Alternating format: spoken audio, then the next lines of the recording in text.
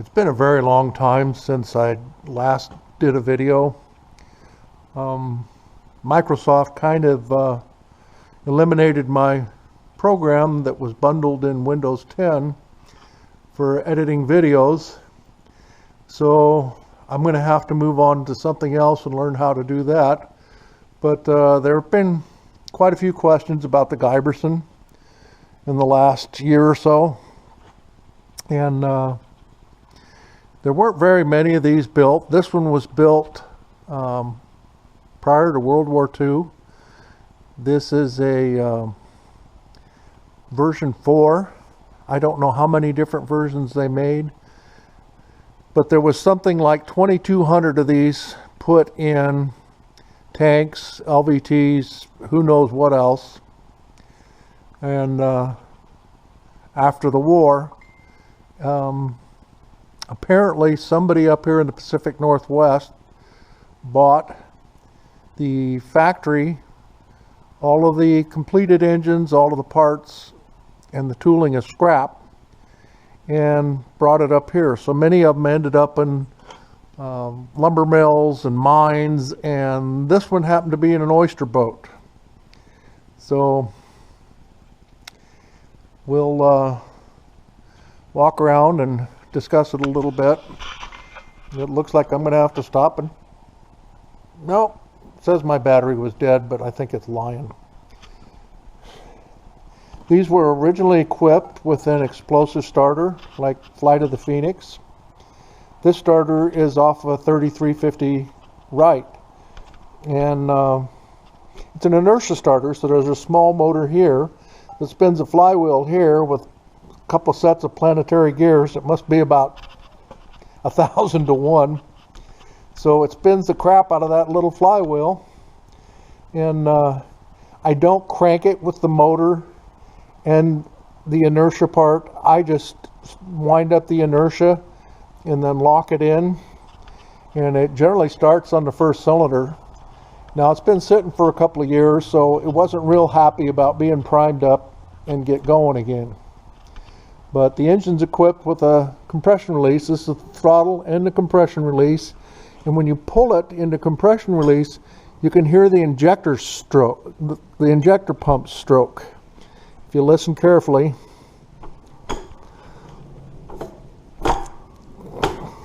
I don't know if you can hear that. And it pulls really hard.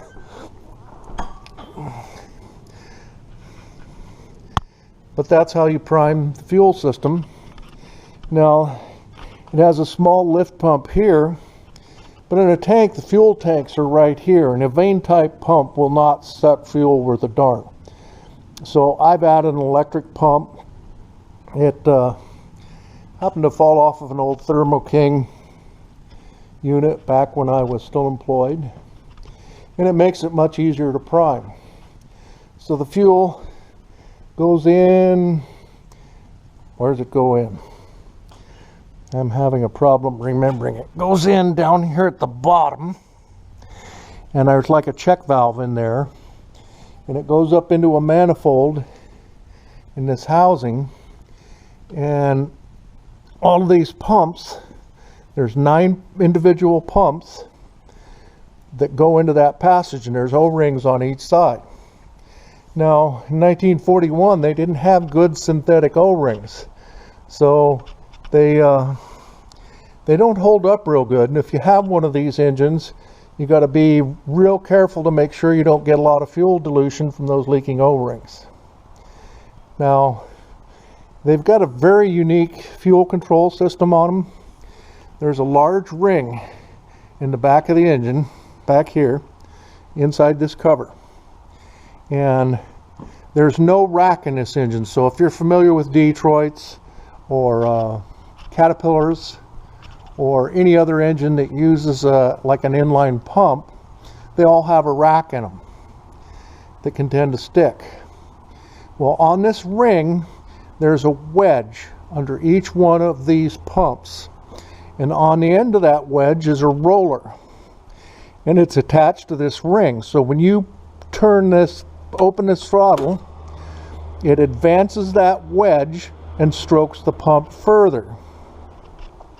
So if a pump sticks, the engine's not going to run away. You could have 3 of them stick and it wouldn't run away. You could have all of them stick and it wouldn't run away, but it wouldn't run anyhow. So, and it's kind of unique. As it does that, it advances the timing because the cam's spinning around in here like this. So let's put it back into compression release. So individual pumps, let's see, we'll find one with better light. There's a pump right there. Now to increase the fuel delivery, like if you're trying to balance the engine, you loosen up this pinch bolt and just turn this slightly. You'd have to loosen up the fuel line and turn it slightly. And I've kind of engineered a special wrench here to do that. And you wouldn't do it while it's running, but every time you adjust one, it affects all the others. So if you get a reasonable idle, that's about as good as you can get. This is the fuel pressure regulator. It maintains 7 psi in that channel in the feed to the injector pumps. Okay, on this engine, this is another entry into that fuel passage, and I just put this stuff on here so I can monitor the fuel pressure, and with this valve I can bypass the regulator.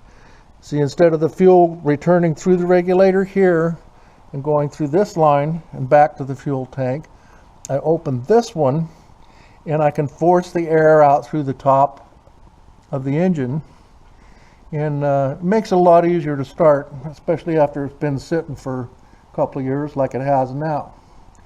So we got the compression released. On a radial engine, when they sit, the oil tends to pool in the bottom cylinders. So it's necessary to rotate the engine by hand a couple of times to make sure there's nothing in the cylinders. And there's several different versions of this engine. This is actually a tank engine because of the flat face here and the bolts. And I think in a tank it had like a felt seal that bolted on here and went up against a bulkhead in the back of the tank. So it's 9 cylinders, 1,021 cubic inches. In an airplane, I believe it was, I don't remember if it was 360 or 380 horsepower, which wasn't a lot. There was only 2 or 3 of these aircraft versions made. Now I've seen several engines on display that claim that they're an aircraft engine, but they're not. Every one I've seen is a tank engine. And the difference between a tank engine, excuse me, the difference between a tank engine and an aircraft engine is this front mount. The airplanes do not have, there's no way to see it, but there's a mount up on the front housing of the engine for support that the airplanes don't have. And the crankshaft is longer on an airplane because there's no way you're going to get a propeller on here no matter what you do.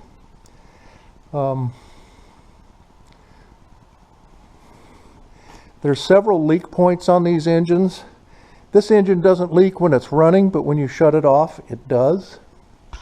And the issues are, these hoses here are vents that tie the rocker boxes together, and there's a little aluminum fitting that's wedged in here with an O-ring on them. Every one of those O-rings leaks. I have replaced a few of them. They're not a lot of fun to get out. You have to tap them and cut where they're swedged in right here. You have to grind that out with a die grinder, pull the fitting out, put an O-ring on it, and it's an oddball sized O-ring that I couldn't find anywhere. So the ones that I have used are a little larger than what should be there. So it takes a lot of Vaseline and a little bit of cussing to get them in. You can see here's a leaky one here that I haven't replaced. You know, getting to the top ones is fairly easy, but getting to the bottom ones isn't any fun. can see here, this one's a little wet. They're not a real clean running engine. They're only 14.5 to 1 compression. The engine never warms up. I've run it for hours at a time, and you can take your hand and put it anywhere on the engine, and the exhaust will be a little warm, and the top of the rocker boxes will warm up a little bit, but the oil temperature never comes up. So it's supposed to have 60 weight aircraft oil in it. I don't even know where to get 60 weight aircraft oil, and I wouldn't be real happy paying for it. So right now it has 50 weight motor oil in it. Is it the right oil? No. Is it better than what it's ever had? Probably. I've tried it on 1540, and it just wet stacks and stinks, and it's kind of embarrassing to run at the old engine shows, so I usually find a place back in a corner. Now this is a oil filter here, and it's an edge filter. There's a bunch of metal discs in there that are very thin. So it actually works as an oil filter trying to pass through these metal discs. And it has a hydraulic cylinder built into it up here that turns this every time the oil pressure falls and rises. So edge filter, we have a pressure and scavenge oil pump here. This is the return line from the crankcase. Well, I got lazy and decided not to switch cameras, but I have it on a tripod now. So we're still in decompression. We'll turn the fuel pump on, let time for a minute.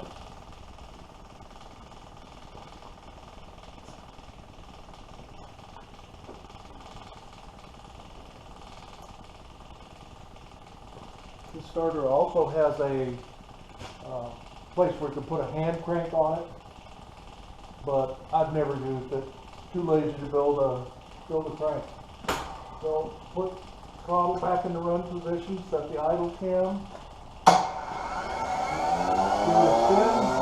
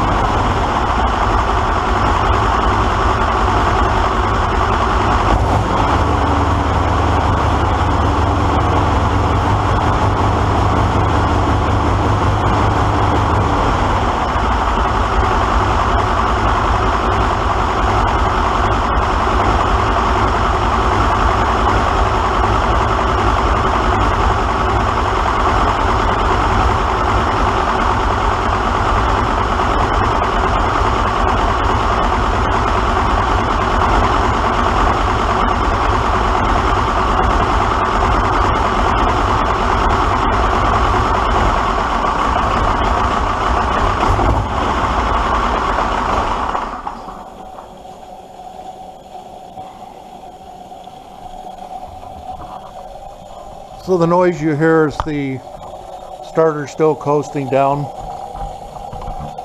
It doesn't have any trouble starting this engine.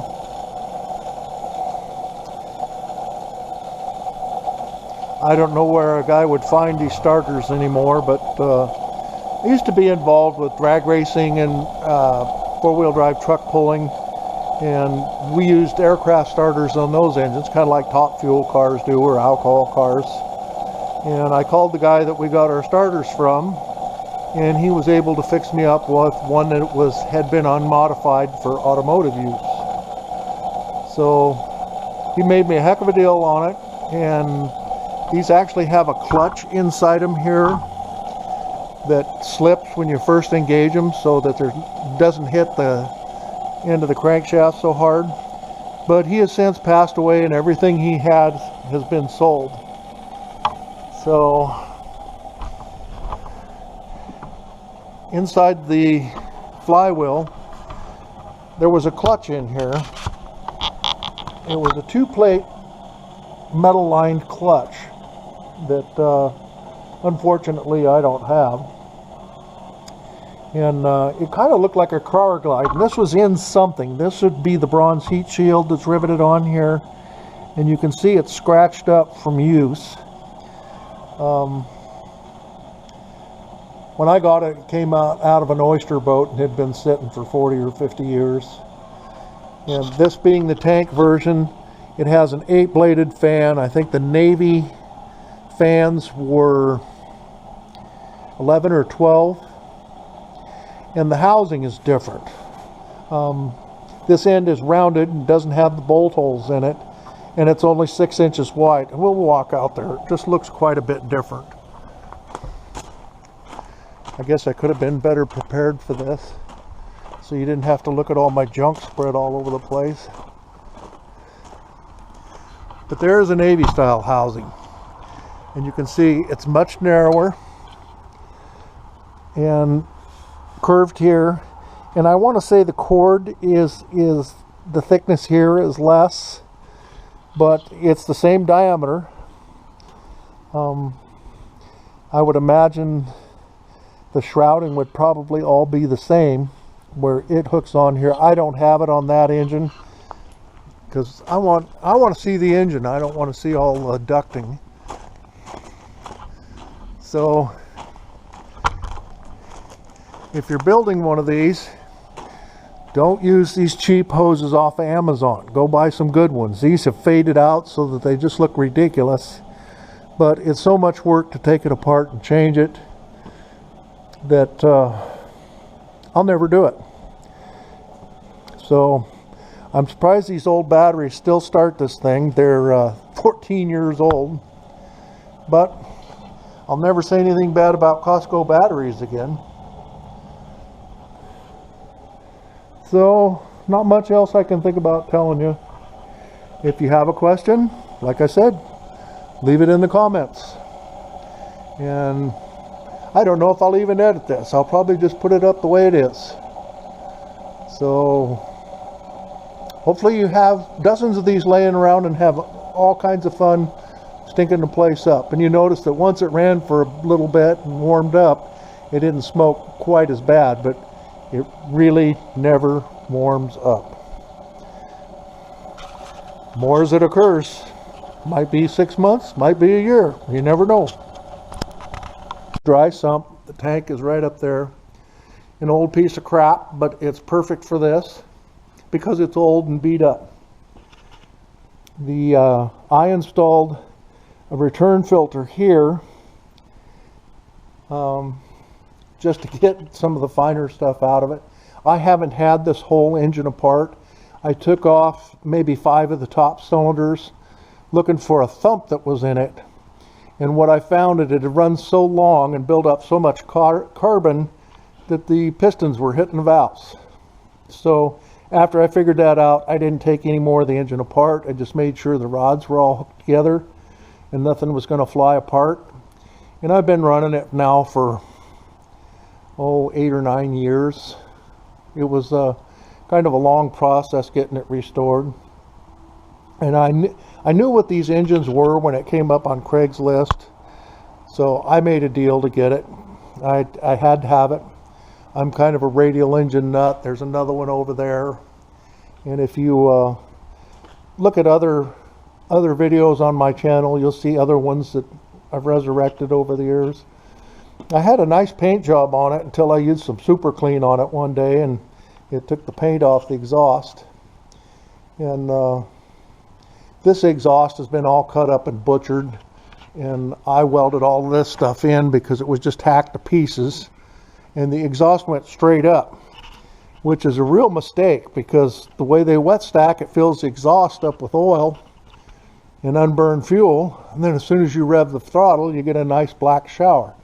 So when I run this, I make sure there's nothing on the discharge side of it. I think we'll set up another camera and fire it up for a few minutes. If you have any questions, put them in the comments and I'll see if I can answer them.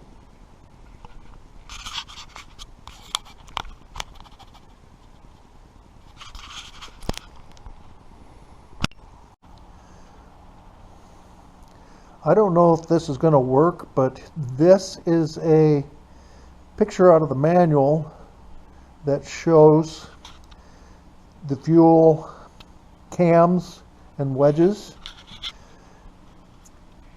This is one of the valve cams. Figure out that math. That's working 9 cylinders and it's only got 4 lobes. And you can see right here is one of the fuel cams. Very ingenious. And if this is like the field service book, there's also a big manual that would be like the shop manual. And if you can see this, it says declassified 8th of February 1948. So if you want to look for a manual, there's the TM number. Good luck finding one. This manual was actually made sometime after my engine was built.